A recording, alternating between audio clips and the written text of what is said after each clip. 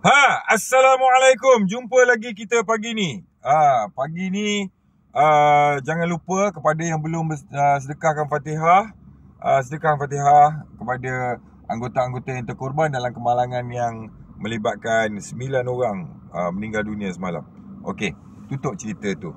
Sekarang ni kita nak ulas tentang apa yang patut kerajaan tengok dalam isu-isu yang macam ni. Ya? Okey.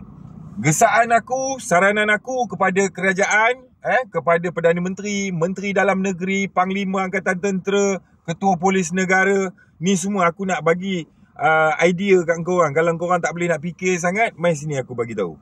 Ya. Sudah sampai masanya kerajaan menghentikan penggunaan trak ni untuk bawa anggota, apatah lagi bawa kanak-kanak. Yang ini pun korang tak boleh fikir ke?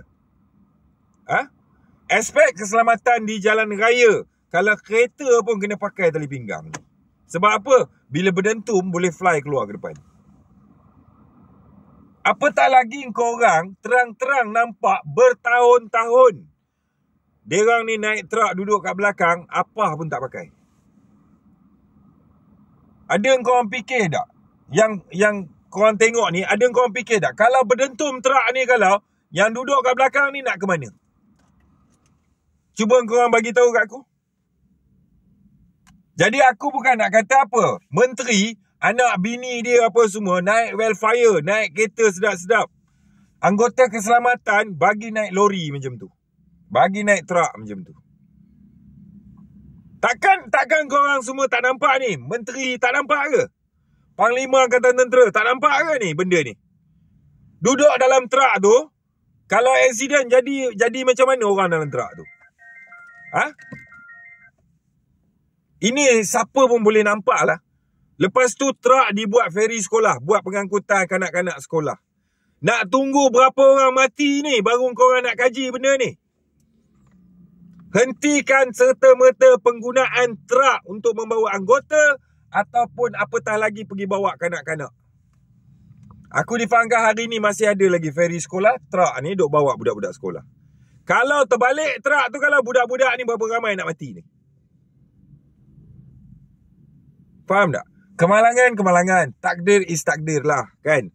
Tapi, kita kena ingat, mereka-mereka ni semua ada keluarga. Ada mak ayah di kampung yang bangga anak dia masuk tentera, masuk polis apa semua ni. Ada anak, ada bini kat rumah yang menunggu kepulangan diorang ni. Bangga bersuamikan anggota keselamatan. Tiba-tiba macam ni jadinya. Apa? Nyawa-nyawa mereka, keselamatan mereka ni tak perlu diambil berat ke? Aku heran. Menteri, Panglima Angkatan Tentera, Polis, ni semua ni, satu orang pun tak nampak ke benda ni? Naik truk macam tu, bahaya dia macam mana tu? Ke diorang ni semua dikira mati tak apa demi negara? Betul lah, ya. Anggota keselamatan ni memang mati, berjuang sampai mati demi negara tercinta. Tapi bukan mati sebab bodoh korang. Bukan perlu mati sebab bodohnya menteri yang ada. Faham tak?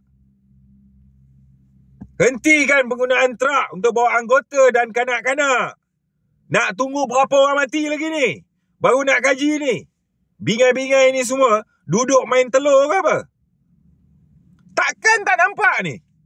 Benda jelas ni. Duduk dalam truk tu, safety belt tak ada, helmet tak pakai. Dalam tu semua keras, besi saja tau. Dalam tu tak ada span-span. Yang ada span pun sikit je lah kat buntut. Kan? Bila berdentum, impact pergi ke depan, return balik, fly keluar ke belakang. Kalau jaring depan tak ada, impact, fly keluar depan kepala lori tu. So, jangan dibiarkan benda yang korang nampak jelas pakai mata korang tahu ni tak selamat, jangan dibiarkan. Sudah sampai masanya kita menghentikan penggunaan truk-truk ni semua. Paling ngeri kita duk tengok dia orang duk angkat budak sekolah pakai truk ni. Anggota besar, orang besar, orang tua, anggota accident pun macam semalam tu tengok. Berapa ramai orang bergelimpang. Itu bukan mati kena gilis tau. Bukan mati kena himpit ke apa, bukan. Mati sebab impact je tu. Sama ada tengkuk patah, tulang ni, selangka ni patah, paru-paru pecah, jantung pecah. Impact. Bila accident, semua yang dalam tu berlonggok ke depan. Hentak masing-masing kat situ. Terbalik, kepala terantuk. Kepala ni 30 km sejam punya speed. 30 je. Kau hentak tengok. Confirm tempurung kau boleh pecah. Apatah lagi kelajuan lori tu mungkin ada 100. Impact, kepala hentak. Jadi aku sarankan kepada kerajaan, kepada menteri-menteri yang ada ni, Panglima, Ketua Polis Negara, logistik ni semua, fikirlah benda ni. Betul tak? Dulu dah berlaku dah FRU accident kat Karak tu. 21 orang mati tak silap aku. Lepas tu masa Ops Lahad Datu, mati pula lagi truk askar kan. Terbalik, mati lagi. Dan salah seorang yang mati dekat Lahad Datu Sabah tu anak jiran aku tu. Budak lagi, baru dia masuk tentera. Mati. Semalam kedengaran pula Teluk Intan. Macam tu. Ngeri gila. Apa masalah korang ni untuk nak bagi keselesaan kepada anggota-anggota keselamatan, kepada anak-anak anggota ni semua? Kalau betul nak buat transport, pakailah bas.